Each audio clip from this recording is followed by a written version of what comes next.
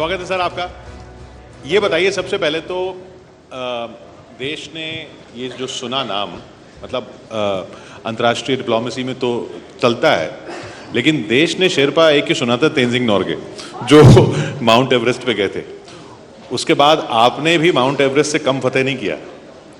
तो ये जब आपको G20 शेरपा बनाया गया तो घर में क्या बात हुई? नहीं, मुझे तो पता भी नहीं था कि शेरपा का G20 के संबंध में क्या मतलब होता है। जब मुझे कहा गया कि G20 को ज्वाइन करिए तो मैंने तो जाकर डिक्शनरी देखी कि क्या मतलब होता है। फिर पता चला कि G20 का के संबंध में इसका महत्व यह है कि आप अपने लीडर को माउंट एवरेस्ट तक पहुंचाना आपका काम है। और ये इस समय क्योंकि रशिया यूक्रेन का जियोपॉलिटिकल इशू चल रहा था तो इसलिए बड़ा ही चैलेंजिंग काम था। और उसके अलावा जो इश्यूज थे, क्लाइमेट हो, एनर्जी हो, इन सब में बड़ा विवाद चल रहा था। तो ये एक चैलेंज था, पर काफ़ी मेहनत हुई है साल भर, तो इसलिए। और प्रधानमंत्री जी का निर्देश था कि जो भी हम करें वो बड़ा इंक्लूसिव हो, डिसाइसिव हो और एक्शन ओरिएंटेड हो, और हम हर तरह से कंसेंसस लाएं सारे G20 राष्ट्रों के बीच में। तो ये इंडिया एक अकेला देश है जो कि G7 जो एडवांस कंट्रीज़ हैं, जो इमर्जिंग मार्केट्स हैं, जितने डेवलपिंग कंट्रीज़ हैं, रशिया, चाइना, सबको एक साथ मिलाकर हमारे 83 पैराग्राफ्स हैं और करीब 112 आउटकम्स हैं। इंडोनेशिया में केवल 50 आउटकम्स थे, उसके पहले रोम में 33 आउटकम्स थे। हमारे 112 आउटकम्स हैं और 83 पैराज हैं। तो हमने सारे आउटकम्स में और सारे पैराग्राफ्स में 100% कंसेंसस हम ला पाए हैं, और ये बहुत ही महत्वपूर्ण चीज़ है। आज की मैनेज कैसे किया ये? मतलब सबका सवाल ये है कि अच्छा ये हो तो गया, आपने प्रेस कॉन्फ्रेंस भी की और कहा कि बहुत लोगों की मेहनत लगी, लेकिन कहीं तो लगा होगा कि यार ये तो फंस रहा है। तो उसके पीछे सबसे ज़रूरी था कि हम दिल्ली, जितने भी शेरपाज आए सारे देशों के, उनको हम एक तो दिल्ली से दूर रखें। अच्छा। तो हम करीब 65 किलोमीटर दूर एक ITC का रिजॉर्ट है, वो ग्रैंड भारत, करीब 65 किलोमीटर दूर है, वहाँ हमने रखा। दूसरा हमने काम किया कि किसी मीडिया, आपके जैसे महान मीडिया एडिटर्स वगैरह को किसी को आने नहीं दिया। तो हमने वहाँ German channel, French channel, Italian channel, सब ने आने की कोशिश की, पर सबको बंद करा। हमने कहा किसी को नहीं आने देंगे। मतलब काम करना है तो मीडिया ना हो। हाँ, मीडिया को दूर रखें, क्योंकि हम कई ड्राफ्ट डिस्कस कर रहे थे, करीब 16 ड्राफ्ट बने। कुछ भी लीकेज होता तो वो आगे नहीं बढ़ पाता। और तीसरी चीज़ हमने कही कि कोई भी शेरपा, और ये शेरपाज बड़े सीनियर लोग होते हैं, कई मिनिस्टर्स थे, कई NSAs थे, कई उनके फॉरेन सेक्रेटरीज थे, सबको हमने कहा कि जब डिस्कशन का समय हो, जो चर्चा चल रही थी, किसी के मोबाइल फ़ोन को कमरे के अंदर नहीं आने दिया। तो करीब 250 घंटे नॉन स्टॉप लगातार चर्चा चली, 3 तारीख से लेकर लगातार, और वो रात भर नॉन स्टॉप चलती थी 24/7, और करीब 16 ड्राफ्ट बने। करीब हमने 200 बायलैटरल मीटिंग सारे देशों के साथ की, और कई अप्स एंड डाउन्स हुए। करीब 13-14 बार तो ऐसा लगा कि हम सक्सीड नहीं करेंगे और ये फेलियर होगा। अच्छा। पर हर बार हमने नए ड्राफ्ट हम बनाते चले गए। हर आधे घंटे के अंदर हम एक नया ड्राफ्ट लेकर आते थे और उस पर चर्चा शुरू कर देते थे। तो हमें पता चल गया था कि रेड लाइंस किसकी क्या है। G7 की, हर देश की अपनी रेड लाइंस थी, फ्रांस की, जर्मनी की, इटली की, अमेरिका की, और हमें एक तरफ ये पता था और दूसरे तरफ USA की और इधर रशिया और चाइना की रेड लाइंस क्या थी। तो उस पर हम चर्चा करते चले गए, और आखिरी समय तक 9 को सुबह मीटिंग शुरू होनी थी, 8 की सुबह हमने एक ड्राफ्ट दिया करीब 11 बजे, जो कि फेल कर गया, और करीब 12:30 बजे तक सबने रिजेक्ट कर दिया था। फिर क्योंकि लीडर्स आने लग गए थे, सब लोग दिल्ली आना चाहते थे, तो दिल्ली में हमने फिर अपने यहाँ मीटिंग शुरू की करीब 4-4:30 बजे, और शाम को सुषमा स्वराज भवन में वहाँ मीटिंग शुरू की। और चर्चा के बाद हमने करीब रात के 11:30-12 बजे फाइनल ड्राफ्ट प्रेजेंट किया, और उस फाइनल ड्राफ्ट को हमने कहा ये फाइनल ड्राफ्ट है, हमने सबके वो कर लिया, और अगर किसी को भी ऑब्जेक्शन हो इस पर तो हमारे लीडर से बात करें, शर्पा लेवल पर ये फाइनल ड्राफ्ट है, वो दिया। और उसके बाद हमने ये करने के बाद बाकी हमारे साथ इमर्जिंग और महत्वपूर्ण चीज़ ये थी कि इंडिया क्यों सक्सीड किया, क्योंकि इंडिया ने इमर्जिंग मार्केट्स के साथ काम किया। हमारे साथ ब्राज़ील था, हमारे साथ साउथ अफ्रीका था, हमारे साथ इंडोनेशिया था, और हम मेक्सिको, अर्जेंटीना और टर्की और सऊदी अरेबिया को हमने सबको मिला लिया था। तो हमारे साथ 8 इमर्जिंग मार्केट्स एक साथ थे जो आर्ग्यू कर रहे थे, और ये ड्राफ्ट सबने इकट्ठा मिल के तैयार किया था, तो इमर्जिंग मार्केट्स का ड्राफ्ट बना के दिया था। तो करीब जब हमने कहा ये आखिरी फाइनल ड्राफ्ट है, ये 16 ड्राफ्ट बन चुके हैं, 200-250 घंटे मीटिंग हो चुकी है, और ये सबसे बैलेंस्ड ड्राफ्ट है। और मैंने कहा कि हमारे लीडर प्रधानमंत्री मोदी साहब हैं, उनका निर्देश है कि कंसेंसस ही होना चाहिए, और उनका विजन है कि बिना कंसेंसस के G20 एक डिवाइडेड हाउस नहीं होना चाहिए, और अगर वो हुआ तो इंडिया को फिर G20 में हम के बदले हम ब्रिक्स में काम करें, हम इप्सा में काम करें, तो ये भी हमने कहा। और तो फिर सबने सपोर्ट किया, और करीब 3 बजे तक मेरे पास यूके, जर्मनी, फ्रांस सबका कंसेंट आ चुका था। पर रशिया के साथ हमें तब भी प्रॉब्लम थी, कुछ उनके 2-3 महत्वपूर्ण इश्यूज थे। तो आखिरी में करीब 2:30 बजे से 4:30 बजे 5 बजे तक हमने रशिया के साथ नेगोशिएट किया, और उनको बताया कि अगर आप नहीं मानिएगा तो 19 होगा और ये सब होगा। तो वो भी आए हमारे साथ, 5 बजे तक रशिया भी मिल गया था। फिर सुबह अमेरिका ने कहा कि अगर हमको एग्रीमेंट करना है तो रशिया और चाइना दोनों इस पे यस बोलें पहले। तो रशिया का तो कंसेंट मिल गया था, चाइना का नहीं मिला था। जब चाइना शर्पा से बात की सुबह 6:30 बजे, तो उन्होंने कहा कि, और लीडर्स सारे आ गए थे, 9 बजे से मीटिंग शुरू होनी थी।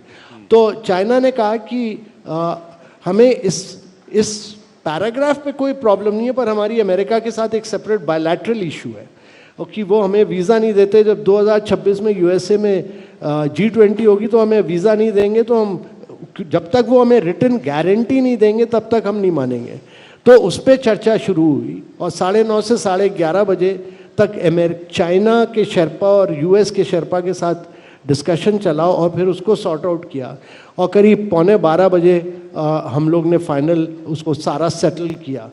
तो पैरा तो सेटल हो गया था, पर बायलैटरल इशू, मल्टीलैटरल के बदले बायलैटरल इशू पे चाइना और यूएसए के फंस गया था। उसको सॉर्ट आउट भी इंडिया ने ही कराया, और इंडिया ने करा के फिर करीब 12 बजे तक क्लिंच किया, और माननीय प्रधानमंत्री जी ने लीडरशिप के आगे डाल के इसको अप्रूवल लिया। पर इन सब के पीछे प्रधानमंत्री का स्टेचर, उनकी स्टैंडिंग, क्योंकि हर समय हम कहते रहे कि प्रधानमंत्री जी का निर्देश ये है, और प्रधानमंत्री जी चाहते हैं कि, क्योंकि G20 के तो लीडर वो थे, शर्पा उतना ही कैपेबल हो सकता है जितना स्ट्रांग लीडर हो। तो क्योंकि उनकी स्ट्रांग लीडरशिप थी, उनका एक विजन था, उनका एक डायरेक्शन था, इसलिए हम सक्सीड कर पाए, और करीब 1 बजे तक हम इसको अडॉप्ट कर पाए। पहले दिन ही हमने अडॉप्ट कर दिया था। जब सबसे पहले आपसे प्रधानमंत्री मिले, जब ये असाइनमेंट आपको मिली, तो उन्होंने क्या कहा आपसे? उन्होंने कहा कि मैं तो नीति आयोग से मेरा टर्म ख़त्म हो गया था, तो मैं जा रहा था, मैं सोच रहा था भारत पूरा घूमूंगा, हिमालयज़ में जाऊंगा, थोड़ा उत्तराखंड घूमूंगा, थोड़ा कश्मीर घूमूंगा। तो उन्होंने कहा कल आप जाके ज्वाइन करिए वो G20। तो मुझे तो पहले समझ में नहीं आया कि G20 में क्या करना है मुझे। फिर उन्होंने कहा नहीं, आप वो शेरपा की तरह ज्वाइन करिए। तो फिर जाकर पढ़ना शुरू किया, पर मुझे पता नहीं था कि ये अगले 9 महीने इतने चैलेंजिंग होंगे, और 9 महीने में उतना काम करना पड़ेगा जितना मैंने 6.5 साल में नीति आयोग में काम किया था। तो वो 9 महीने was equivalent to 6.5 years of hard work. तो बहुत ही टफ और बहुत ही चैलेंजिंग, और ये एक कंप्लीटली नया काम था, क्योंकि अभी तक तो मैं डोमेस्टिक एरिया में काम करता था, ये ज़्यादा डिप्लोमेटिक और नेगोशिएशंस का काम था। और लेकिन फिर इसमें भी आपने G20, खुद तो गए ही उत्तराखंड, कश्मीर वगैरह, बाकी सबको भी आपने G20 में घुमा दिया। या तो वो भी प्रधानमंत्री जी का विजन था, क्योंकि हर समय G20 एक सिटी में, एक शहर में होती है। अब जैसे कि इटली में केवल रोम में हुई और जापान में ओसाका में हुई, पर प्रधानमंत्री जी का विजन ये था कि G20 जब भारत में आ रही है तो इसको पीपल्स प्रेसिडेंसी करें, और उनका विजन था कि हर स्टेट में जाए G20, और हर स्टेट में आप एक शहर चुनिए जहाँ जाए, और कई स्टेट्स में तो 2-2, 3-3 शहर, तो करीब 60 शहरों की हमने पूरी इन शहरों को पूरा बदला। इनको ड्रेनेज हो, सुएज हो, सॉलिड वेस्ट हो, सड़कें हों, उदयपुर में लेक हो, कुमरगम में बैकवाटर्स हो, सबकी शक्ल में बदली, पूरा बदलाव लाए। तो पूरी एक्चुअली देखिएगा तो G20 की वजह से भारत के इंफ्रास्ट्रक्चर में बहुत बदलाव आया, और ये उनका ही विजन था। हम लोग तो पहले घबराए बहुत, पर उनका निर्देश था कि इसको करना है। और दूसरा एक पीपल्स प्रेसिडेंसी, तो हर स्कूल, हर कॉलेज, हर यूनिवर्सिटी में ले गए, मॉडल G20s की, ऐसे कॉन्टेस्ट किए, यूनिवर्सिटी कनेक्ट किया, तो एक उनका विजन था जिसको इम्प्लीमेंट किया गया। आपकी अब इतिहास में तो ये आपका शेरपा वाला रोल जाएगा ही जाएगा, लेकिन जब आप इससे पहले की बात होती है तो नीति आयोग की लोग बात करते हैं, लेकिन सबसे ज़्यादा बात करते हैं गॉड्स ओन कंट्री की। वो जिस स्टेट में आपने किया, केरला को गॉड्स ओन कंट्री, और फिर केरला टूरिज्म का इतना बड़ा बढ़ावा हुआ, वो तो लेफ्टिस्ट आइडियोलॉजी की मानी जाती है। यहाँ आप बिल्कुल उससे उलट आइडियोलॉजी से काम कर रहे थे, तो एक ब्यूरोक्रेट के लिए ये कितना मुश्किल होता है? तो क्या हुआ था कि मेरी कुछ प्रॉब्लम हो गई थी कम्युनिस्ट गवर्नमेंट से। अच्छा। तो मुझे मुझे 9 महीने इन्होंने पोस्टिंग नहीं दी, और मुझे लग रहा था कि अब मेरा तो करियर ख़त्म हो गया है, और मेरे को बड़ा हैरेसमेंट किया जा रहा था। पर 9.5 महीने के बाद उन्होंने एक पनिशमेंट पोस्टिंग की तरह, उस समय किसी ने केरला का टूरिज्म के क्षेत्र में नाम नहीं सुना था, लोग राजस्थान जाते थे या कश्मीर जाते थे, तो उन्होंने, और केरला का किसी ने नाम नहीं सुना था, तो उन्होंने एक पनिशमेंट पोस्टिंग की तरह मुझे टूरिज्म सेक्रेटरी बना दिया था।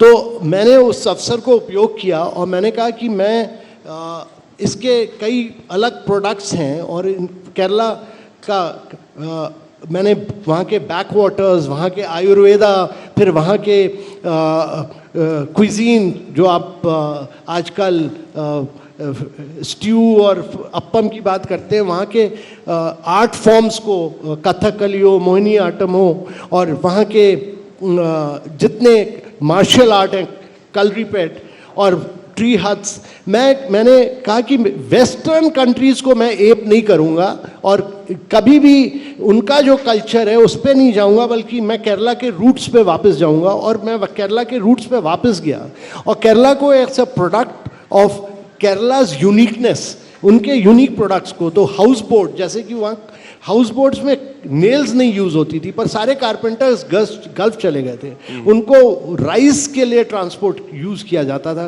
कि सेंट्रल केरला से सदर्न केरला में राइस भेजने के लिए, पर उसको हमने हाउस बोट में कन्वर्ट किया। तो और आयुर्वेदा जो कि एक्चुअली एक हिमालयन प्रोडक्ट है, पर केरला में हमने उसको डेवलप किया, और वहाँ और अब लोग समझते हैं कि केरला ही आयुर्वेदा का जनक। बिल्कुल बिल्कुल, पर केरला ने बहुत यूनिक तरीके से कि वो आयुर्वेदा एक मसाज नहीं है बल्कि एक रेजिमेन है। तो हमने कहा कि भाई अगर आपको आयुर्वेदा करना है तो आप 15 दिन के लिए आइए, 21 दिन के लिए आइए। तो लॉन्ग स्टेइंग टूरिस्ट आए और उनको हेल्थ के लिए दुनिया भर से आए, जर्मनी, इटली, फ्रांस, सब जगह से आए। तब वेलनेस टूरिज्म था भी? हाँ बिल्कुल नहीं था। केरला ने इसको डेवलप किया और केरला ने बड़ा एक यूनिक फ्लेवर डेवलप किया अपने आर्ट्स पे, अपने क्राफ्ट्स पे, अपने कल्चर पे, अपने बैकवाटर्स पे, और नए नए प्रोडक्ट्स हम डेवलप करते गए। पर वहाँ की एंटरप्रेन्योरशिप टूरिज्म क्षेत्र में बड़ी लाजवाब थी और बड़ी कमाल थी। तो उनके साथ मिल के और फिर ये जो ब्रांड लाइन हमने निकाली गॉड्स ओन कंट्री की, उसको हमने प्राइवेट सेक्टर के साथ बिल्ड करके इंटरनेशनल मार्केट में डेवलप किया। और लगातार करीब 8 वर्ष लगातार केरला ने बेस्ट टूरिज्म डेस्टिनेशन के अवार्ड्स जीते, ना केवल गवर्नमेंट ऑफ इंडिया से बट कि इंटरनेशनल मार्केट में। और उसकी जो मार्केटिंग हुई, बड़ी खास मार्केटिंग हुई। तो फिर कम्युनिस्ट गवर्नमेंट ने क्या बोला आपको उसके बाद? फिर तो थोड़े दिनों बाद कम्युनिस्ट गवर्नमेंट ने देखा कि ये लड़का तो अच्छा काम कर रहा है, तो फिर मुझे रहने दिया। तो मैं लगातार करीब 4 साढ़े 4 साल टूरिज्म क्षेत्र में मैंने काम किया। और उससे फ़ायदा ये हुआ कि Kerala was a failed industrial state, वहाँ स्ट्राइक्स होती थी, लेबर यूनियंस बड़ी स्ट्रांग थी, तो इंडस्ट्रियल क्षेत्र में तो वो फेल हो चुका था। पर टूरिज्म क्षेत्र में क्या हुआ कि बहुत ज़्यादा नौकरियाँ क्रिएट करने का एक अवसर मिला, और ख़ासकर लेडीज़ के लिए, गर्ल्स के लिए, एजुकेटेड गर्ल्स के लिए। तो सब, और हमने एक स्टडी की फिर कि टूरिज़्म का इम्पैक्ट क्या होता है, उसका मल्टीप्लायर इम्पैक्ट बहुत ज़्यादा होता है। एक डायरेक्ट जॉब्स के पीछे एक्चुअली 8 इनडायरेक्ट जॉब्स बनती हैं। तो जब लोगों ने देखा कि इतनी जॉब्स क्रिएट हो रही हैं, तो पूरा फोकस फिर टूरिज़्म क्षेत्र पर आया, और political will I, administrative will I कि भाई tourism will be the new job creating sector for Kerala, or it had a huge multiplier impact for Kerala. एक बात पूछूं, आप बचपन में क्या बनना चाहते थे? मैं तो उस समय देखिए, मेरे परिवार में मेरी मदर प्रोफेसर थी, मेरे फादर जज थे। तो हम लोग जब दिल्ली आए तो यहाँ, और हमारी फैमिली में सब लोग सर्विसेज में जाते थे।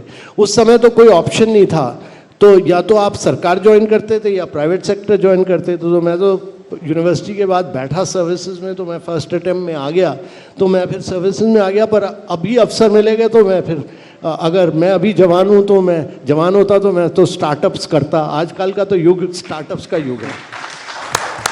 अगर दोबारा अवसर मिले और मैं अपने यूथ में वापस जाऊँ तो मैं तो एक स्टार्टअप्स करके एक एंटरप्रेन्योर बनना चाहूँगा। तो बचपन कहीं ऐसी कोई चीज़ जो आपने सोची हो कि ये करना चाहिए, वो किसी और तरीके से आपके पास आई हो? देखिए, मैं तो जब भी फिर मैं आपको कहानी बताता हूँ। उस समय क्या हुआ कि केरला में एक दिन एक सडनली मेरे पास फ़ोन आया कि प्रिंसिपल सेक्रेटरी प्रधानमंत्री जी के बात करना चाहते हैं। तो ब्रिजेश मिश्रा जी लाइन पे आए और उन्होंने कहा कि प्रधानमंत्री जी आना चाहते हैं हॉलीडे के लिए। हाँ, वो जो तो वो कुमरगम में आए, 7-8 दिन रहे। पर उन्होंने कहा कि कोई पॉलिटिशियन नहीं आएगा, कोई ऑफिसर नहीं आएगा, आप अकेले सारा ऑर्गेनाइज कीजिए, आप अकेले सारा कीजिए, क्योंकि ये उनकी हॉलीडे है। तो 7-8 दिन वो रहे वहाँ। तो एक दिन डिनर पर ब्रजेश मिश्रा जी ने कहा कि इस लड़के ने बड़ा काम किया है, बैक वाटर्स में बहुत काम किया, बहुत डेवलपमेंट किया है, इसको भारत सरकार में लाते हैं टूरिज्म मिनिस्ट्री में। तो वाजपेयी साहब ने, प्रधानमंत्री साहब ने मेरे से पूछा कि अमिताभ जी आपने क्या भारत सरकार के लिए अप्लाई किया है? तो मैंने कहा नहीं सर, मैंने तो नहीं अप्लाई किया। तो उन्होंने कहा कभी मत अप्लाई करना, अगर अप्लाई करोगे तो ये ब्रजेश मिश्रा तो जी तुमको टूरिज्म के बदले विमेन एंड चाइल्ड वेलफेयर में भेज देंगे। तो मैंने तो अप्लाई नहीं किया। 1.25 साल बाद मैंने अप्लाई किया। मुझे जाना था फाइनेंस मिनिस्ट्री, और फिर उन्होंने ब्रजेश मिश्रा जी के पास जब फाइल गई तो उन्होंने बदल के अब मुझे फिर टूरिज्म में डाल दिया, जहाँ वैकेंसी नहीं थी वैकेंसी बना दी। तो उन्होंने कहा कि भाई वो आपको याद है कॉन्वर्सेशन 1.25 साल बाद। तो फिर मैं टूरिज्म में पहुँच गया। जब मैं यहाँ पहुँचा तो उसके करीब 10 दिन के अंदर वो न्यूयॉर्क का टूरिज्म ट्विन टावर ब्लास्ट हो गया, हमारे अफगानिस्तान में वॉर हो गया, पाकिस्तान के साथ ये पार्लियामेंट पे अटैक हो गया था, और हमारी ऑक्यूपेंसी 10% 15% रह गई थी केवल। उसके पीक पे, क्राइसिस पे, जब सिंगापुर, मलेशिया, थाईलैंड सबने अपने कैंपेन रोक दिए थे, तब उसके पीक पर हमने अपना इनक्रेडिबल इंडिया कैंपेन लॉन्च किया था, और उससे फिर टूरिज्म सारा रिवाइव किया। तो मेरा जो विचार रहा है कि हमेशा हर क्राइसिस में एक अपॉर्चुनिटी आती है, और हर क्राइसिस को हमें उपयोग करना चाहिए देश को आगे ले जाने के लिए। आप जब टूरिज्म में, हॉस्पिटैलिटी में इतना रहे, और अब G20 शेरपा, तो आपकी नज़र वैसी पारखी सी हो गई होगी अब तक तो कि जिस भी होटल में घुसते होंगे इसमें ये ठीक नहीं है, इसमें ये ठीक नहीं है, इसमें ये ठीक नहीं है? नहीं, उस समय तो देखिए होटल्स बहुत कम थे, 2 bed clean sheets, clean bathrooms नहीं होते थे। अब तो बहुत इंडिया डेवलप कर गया, प्राइवेट सेक्टर ने बहुत इन्वेस्टमेंट किया है। हर शहर में अब आप देखिएगा कि बहुत ज़्यादा रिजॉर्ट्स, बहुत ज़्यादा होटल्स, बहुत ज़्यादा रूम्स आ गए हैं। हमारी एयरलाइंस डेवलप हो गई, हमारी एयरपोर्ट, ये सब इनक्रेडिबल इंडिया का काम है कि एक मार्केटिंग लेड स्ट्रैटेजी ने इंफ्रास्ट्रक्चर क्रिएट किया।